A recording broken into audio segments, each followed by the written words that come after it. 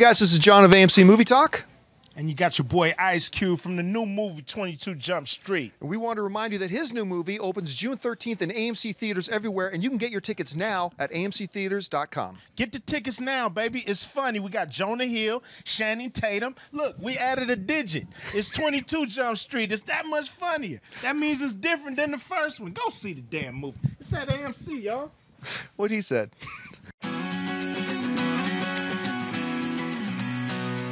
Hey everyone, welcome to AMC Movie Talk for movie fans. I'm your host, Ashley Mova, and this is the daily show where we give you all of the latest news from the world of movies, plus a little bit of insight into what it all means.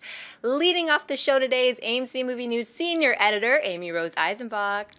Greetings and salutations, friends. Lovely to be in the captain's chair, and don't worry, Rangers, we gave you that one because the Kings want to win in our home turf. You know what I mean? Thanks. Yeah.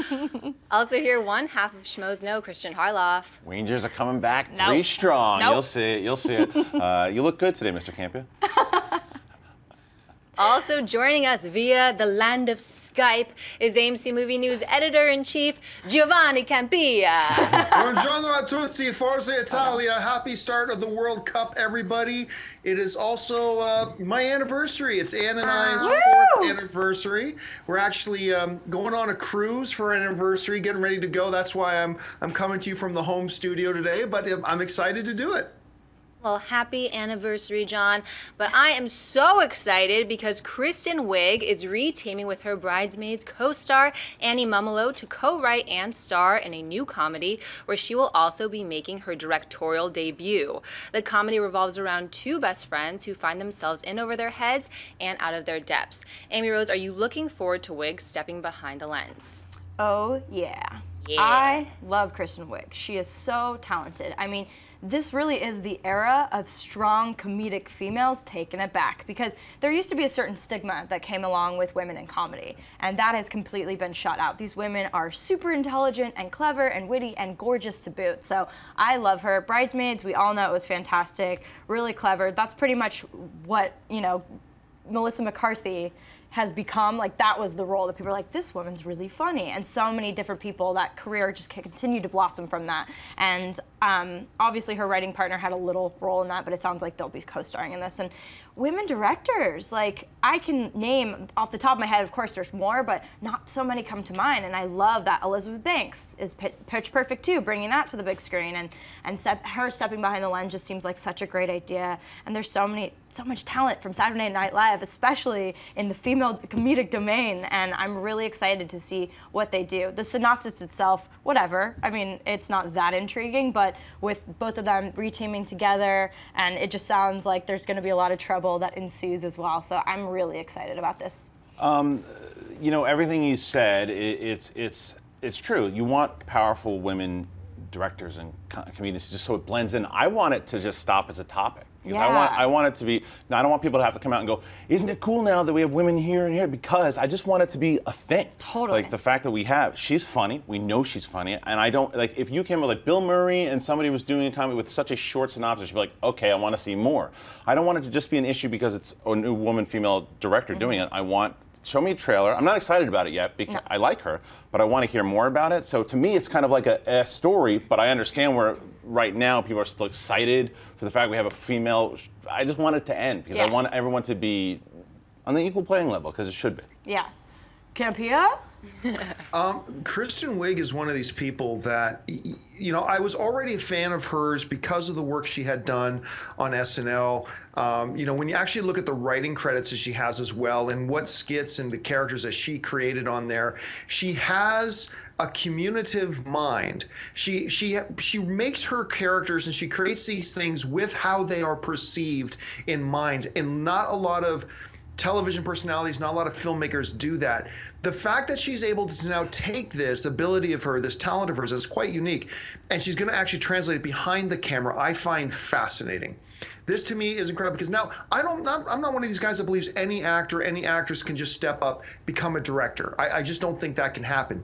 But I believe she's the type of personality that can do it and exceed at it, because I've always felt in the times that I've talked to her and the times that we've seen her and things like that, that she doesn't come with a performer's mentality. I've always said she comes at it from a storyteller's mentality. And I think it's going to translate really well here. So I'm really excited about this.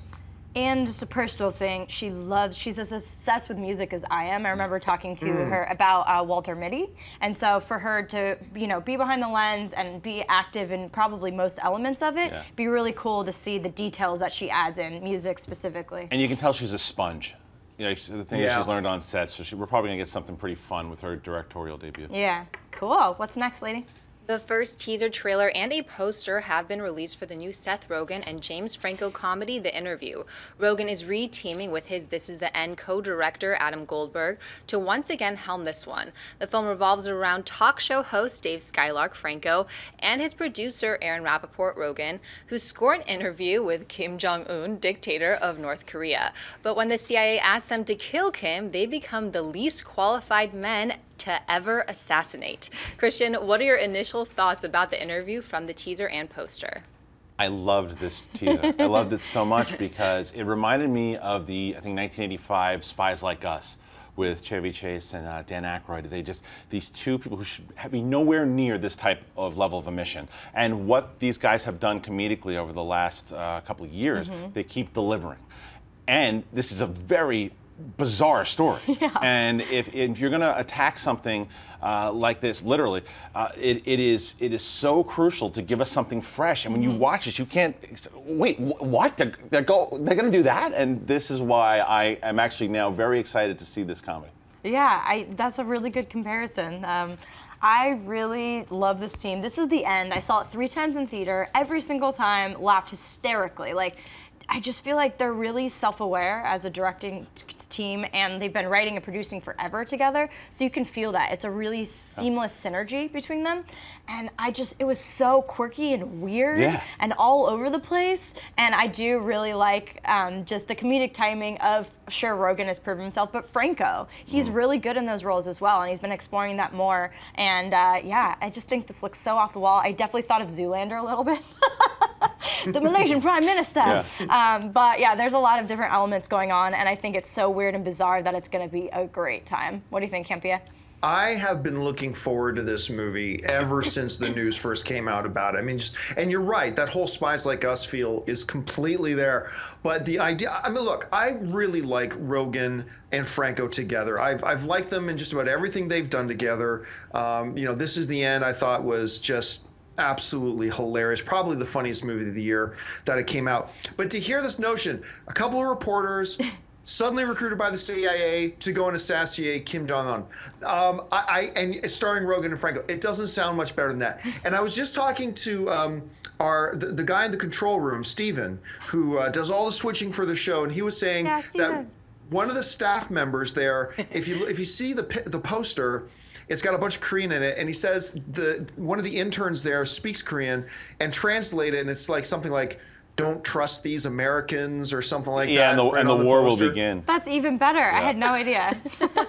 I really like the trailer. I do. Now, did it absolutely blow me away? No. But did I like it, and does it keep my enthusiasm going for the movie? Absolutely. I'm looking forward to this. I have been for a long time. I can't wait to see it.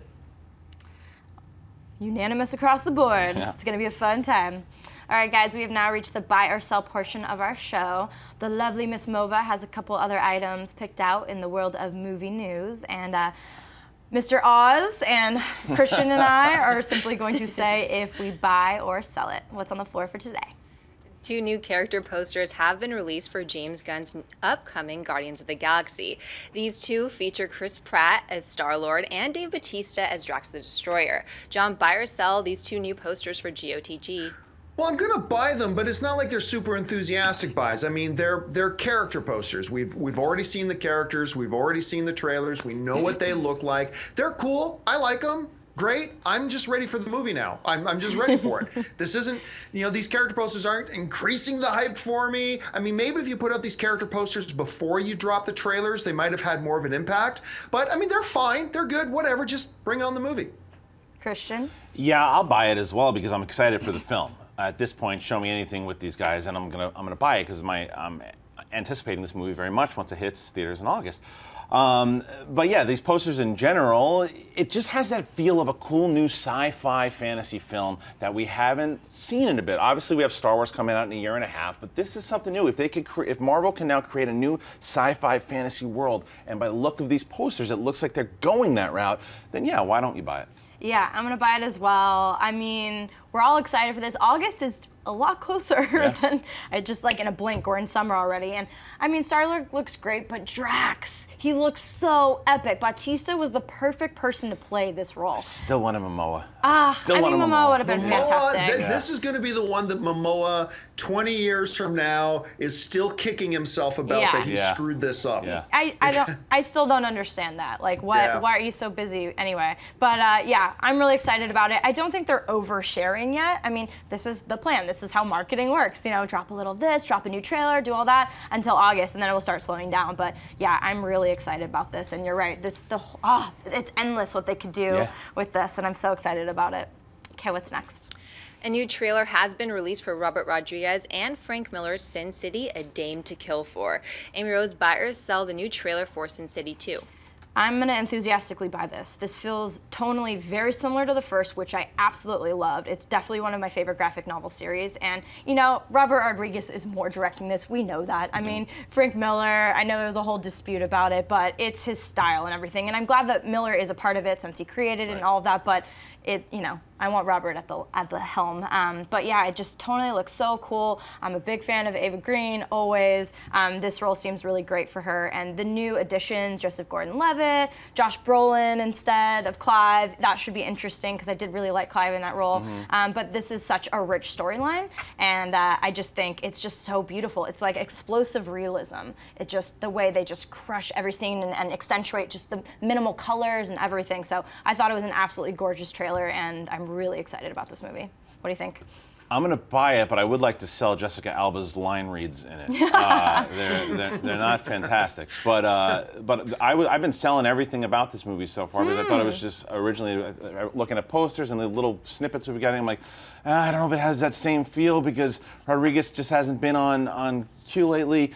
And then this trailer comes out, and I'm like, oh man, this fits what I really loved about the original. And I love the actors that he has in place, and the story looks very intriguing and very film noir, and I like the team up between Brolin and Mickey Rourke that's going on. So yeah, I am now very actually enthused to see this film, more so than I was yesterday. That's not why we watch Alba, for her line delivery. No, but you want it to, right, that's true, but you want it to be important in this type of movie when you are getting such cool performances, but you're right, most She's people, gorgeous. when you want to see her doing that dance again. Keep dancing, Mama. Yes. What do you think, Campy? You know, this is, for me, this is weird because I love the original Sin City. It was so unique and such a breath of fresh air. It was so different, and I love the way they handled the narrative, and the style of it was so cool. But this film is too little too late. I mean, I've said that before. I don't believe Sin City is going to do all that well. This is too little too late, and I was very open about this. I did not like that first trailer that came out. To me, it was ho-hum, whatever. But I buy this trailer. This is a good trailer. This is the trailer they should have led off with. This is a vastly superior trailer to the first one that came out. And not only does it showcase the great cast that we have in it, but one of the other things that I found really cool about this trailer is what will set this film apart from the original, which is it looks like you have all these separate storylines, but the trailer also kind of conveys that this movie brings them all into one cohesive narrative. There's one overall story here with all these people coming together and going after the one central bad guy. And that's something we didn't have in the first film. And yeah, a vastly improved trailer. I think my enthusiasm for the film has gone up several notches. I still feel like it's a little too late. But besides that, it's a great trailer. For me, it's a buy. Cool. What's next? A new photo has been released from The Judge, where Robert Downey Jr. plays an attorney who returns home from his mother's funeral, only to learn that his estranged father, Robert Duvall, a judge who suffers from Alzheimer's, has been accused of murder. Christian, buy or sell this new photo and the sound of The Judge?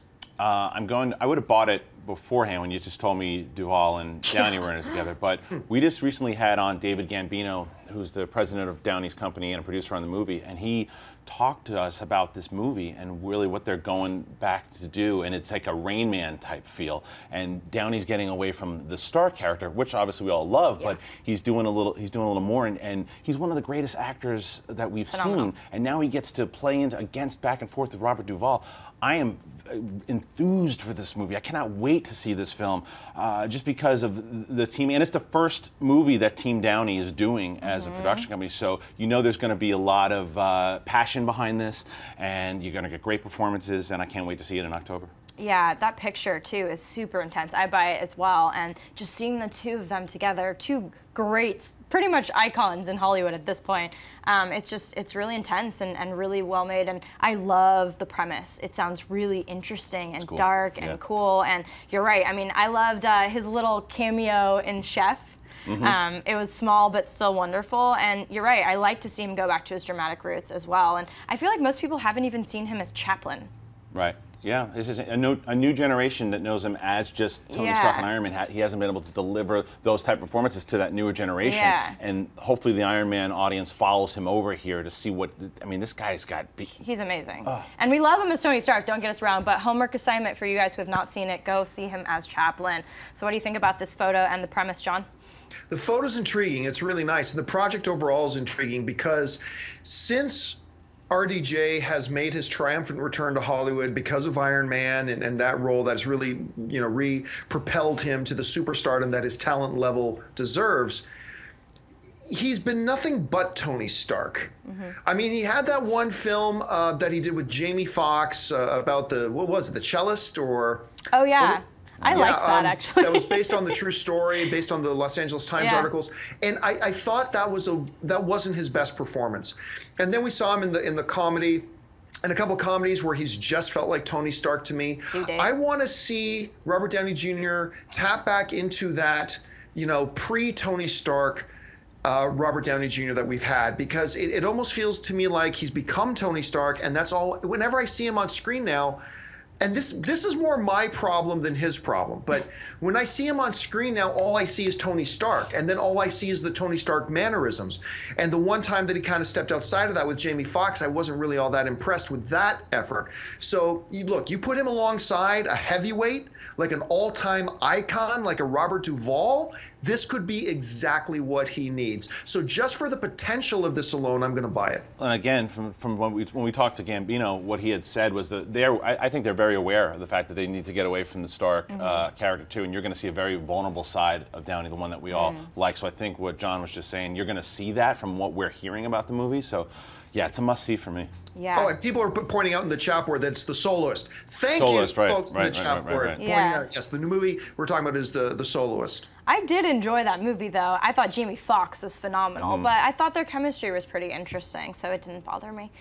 All right, guys, before we get to mailbag, I do want to remind you we are going to take some live viewer questions, so be nice to Miss Ashley because she holds the key. All right, guys, it's mailbag time. Miss Ashley has a couple user-submitted questions picked out. What's up for today? Steve Kingsbury writes, "Howdy, sons and daughters of AMC. I have an intriguing question. My favorite Batman villain of all time is the Riddler. I would love to see a dark version on the big screen. I know most people want to forget Batman Forever ever existed, but what would you think of Jim Carrey playing the Riddler again? I think he has the acting ability to pull off a darker character and still keep the needed humor of the Riddler. Keep up the great job."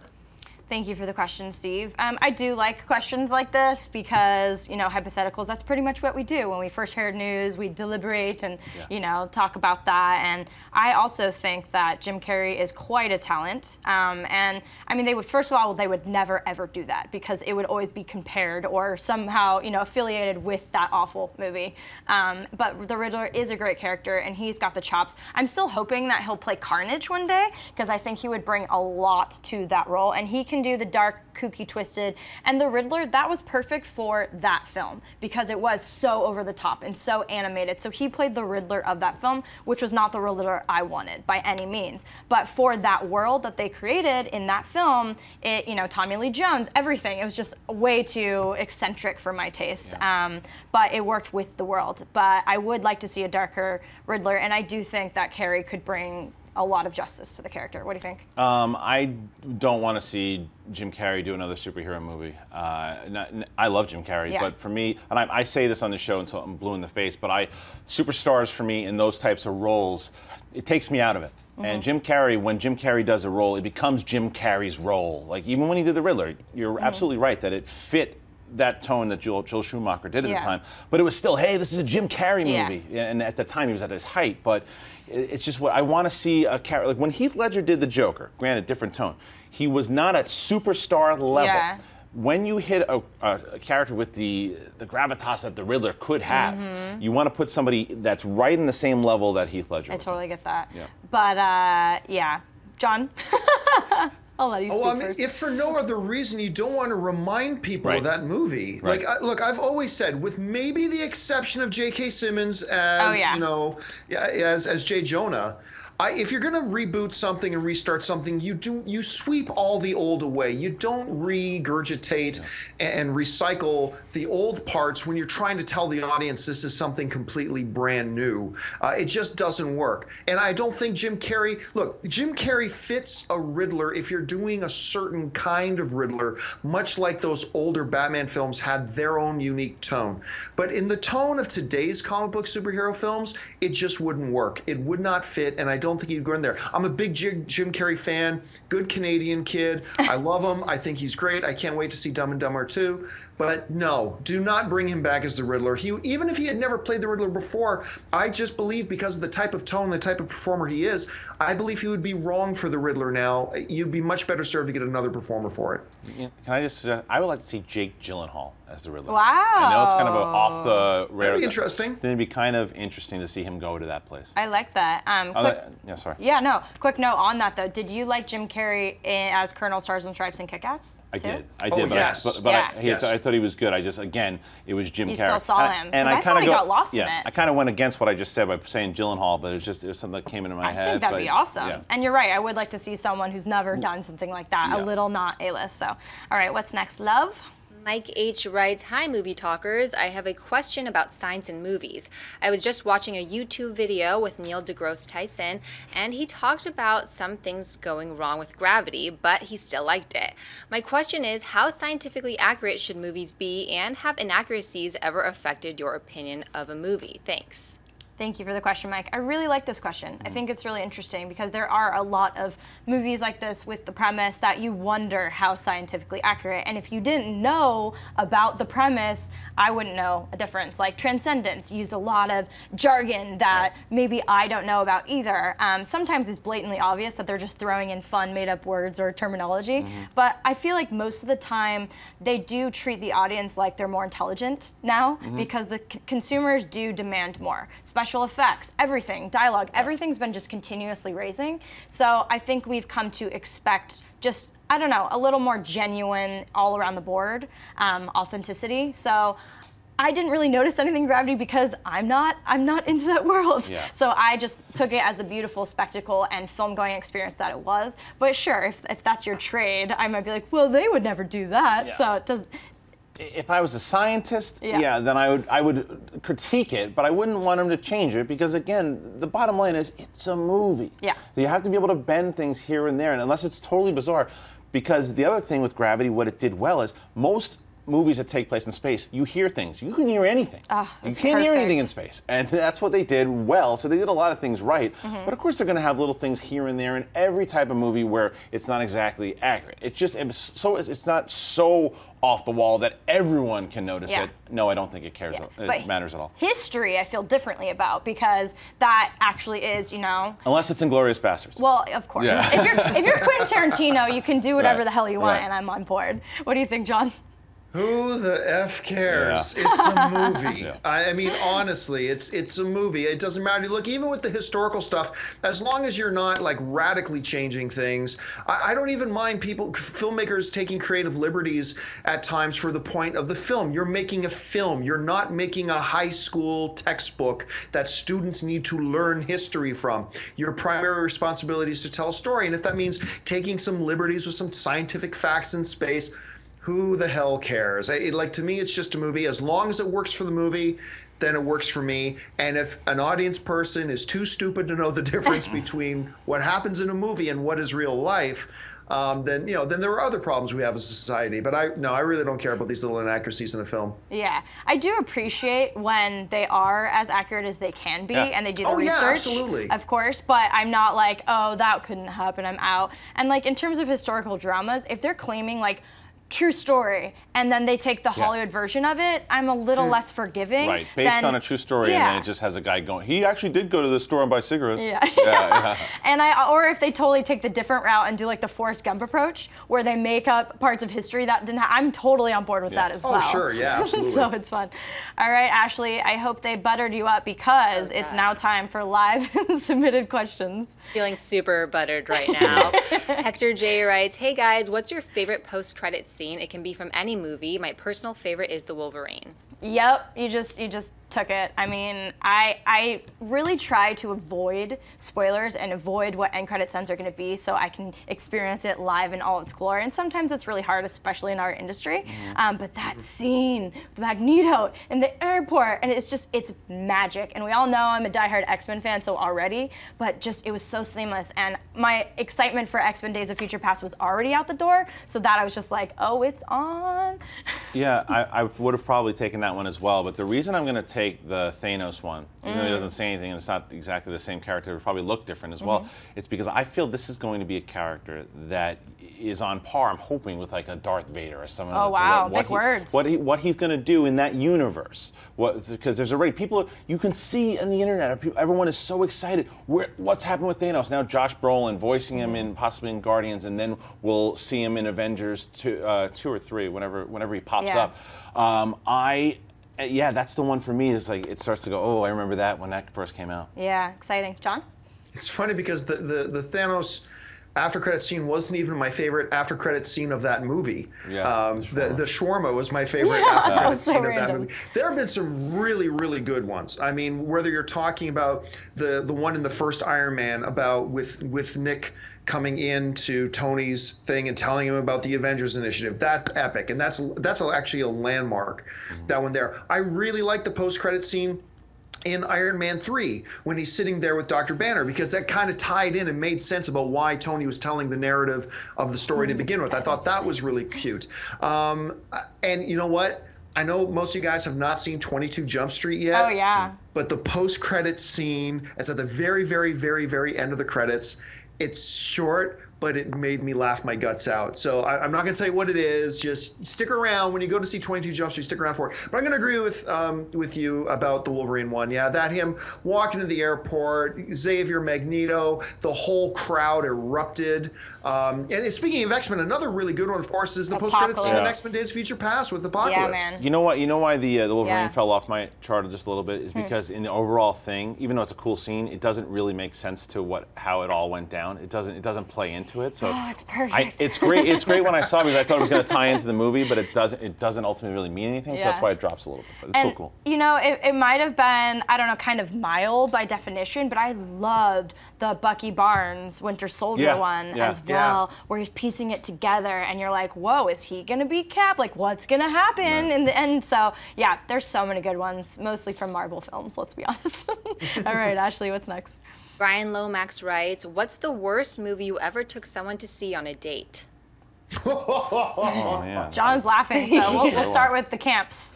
The worst one I ever took somebody on a date on has to be one of the only films that I ever walked out on, because let's face it, I'm a firm believer that a movie is a perfect first date. Okay, so let me go off on a rabbit trail here just for a second. So a lot of people say, oh, a movie's a terrible first date. You're not talking to each other, blah, blah, blah. No. You're looking at it all wrong. And trust me, I was a player. What happens, the reason a movie's a great first date is because a lot of people make this big mistake. They would meet for drinks and then go to a movie. Wrong. What you do is you meet up and you go to a movie first. Why? It's not awkward. because you're not in a socially tense situation. You're supposed to just be sitting there and watching the movie, and especially if it's a comedy or something like that, or something with a lot of emotion, right? So you watch the movie, and then you don't just make that the date. You make plans in advance. You're going to see a movie, and then you're going to go to like a late dinner or for drinks or dessert or after that. That way, when you see the movie, you come out, hopefully you've just had a shared experience together.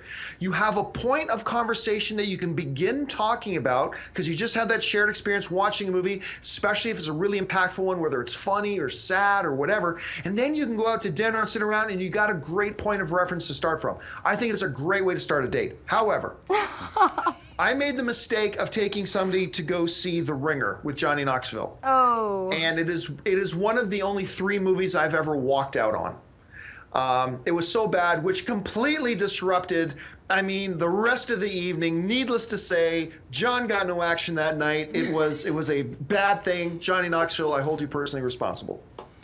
Yeah, Aaron Brockovich. What? The movie What? is not the movie. The movie itself is good. It's the experience itself that I had watching it, because the whole time I liked it better when I watched it on cable. I loved the movie, but the experience of watching that movie, the girl was chewing gum the whole time. Oh, goodness. And it ruined the movie for me. And then it's more the experience than it was the actual movie. But I just remember going, okay, I can't concentrate. Even with that top Julia Roberts has, I cannot concentrate on this movie because I have Mr. Ed sitting next to me, and it just ruined the whole thing. But then I watched it again. The movie's great, but it just, yeah, so I don't know about worst movie itself, but that experience stunk. John, I like how our reaction was completely harmonizing each other. Yeah. What? Yeah. No, love the movie. The movie's great. So it's not like the worst ever, but it's the last one I remember seeing. What was the new Kevin Costner, 3 Days to Kill, Oh, right? good lord. Right. So I rarely walk out of movies as well. That movie, I brought reach. this dude and I was like, oh yeah, take you to an AMC, la la la, and What'd I do to you? it was bad. And he didn't know that McG directed it. And so there was like halfway through, I'm like, should we go? And I don't really ever walk out of movies either. And Amber Heard's so gorgeous, but she was so bad in that movie. And I love Kevin Costner, but it did not work for me. And I was like, he's like, it's McG. I should have known. I was like, sorry, dude. That movie needed. I still like the first Charlie's Angels. I really do. Well, if you have to pull that far, then. It's true. 3 Days to Kill true. needed Nicolas Cage. What are we doing here? All right, Ashley, let's take one more and then we'll wrap it up. Well, first of all, you guys, I'm going to trump you guys with my date going to see Spring Breakers. It was just boobs. Boobs, boobs, boobs everywhere. It was an awkward date, needless to say. But you had James Franco who killed it. I like True Spring on that. Breakers, I'm just saying. Spring Break. Brian Brock. Travis L. Marshall writes, hello all. Do you think JJ will go old school with lightsaber colors or will he open up the rainbow? I think he's going to go old school. I think that he appreciates the universe enough and, the folklore intact that he's going to go old school. I love me a good rainbow, but I want old school for sure. What do you think? I think we'll see red, I think we'll see blue, green, and then I think we will introduce yellow because it's part of the Jedi culture. So. Boom. Yeah. Look at that. John? I hope he keeps it old school. I never did like that story about how he let Samuel L. Jackson pick his own color of his lightsaber, and I've never liked that. You mean Lawrence Fishburne? Personally, I'm more old school when it comes to the Star Wars stuff, which is, runs through my blood. So I would like to see them just stick with the classic colors. But I agree with Christian. I think you're going to see yellow, and I think they're probably going to open it up a little bit, especially if we do get some younger Jedis in there. How cool, though, would that be on set of Star Wars? Be like, go ahead and pick your lightsaber color. Trust me, I'm not blame Samuel L. Jackson. I would have done the exact same thing. Maybe not purple. I would have picked my own color too. I just wish George hadn't offered him that option. Purple, power color. All right, guys, thank you so much for joining us today. That will do it for this lovely Thursday. I would like to thank, sitting to my right, Christian Harloff. Yeah, you guys can find me at Christian Harloff or check me out here on YouTube, Schmoes Know.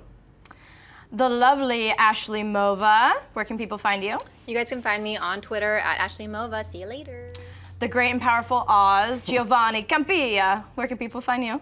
For the next couple of days, you can find me on the Pacific Ocean. Me and Ann are going on our anniversary cruise. We're leaving here in about an hour. That's why I'm at home and not in studio with you guys. Forza Italia. I'm going to be watching Italy on the World Cup. And you can find me on all the various social media networks just at John Campia. Viva la Italia! I love it. And yeah, tomorrow we have a full panel. We're gonna go comfy couches, casual Friday for you again. And be sure to like us, share us, go see a movie. There's so many good things out right now. And I'm Amy Rose with AMC Movie News. Thank you so much for joining us. We'll see you tomorrow. Bye-bye. Hey everyone, if you like this video, click that thumbs up button and make sure to subscribe to our AMC Movie News YouTube channel. It's free and helps you stay up to date with all the latest movie news, as well as our daily AMC Movie Talk show. Also, make sure that you follow us on Facebook and Twitter to stay up to date with all of our special promotions, contests, and prize giveaways.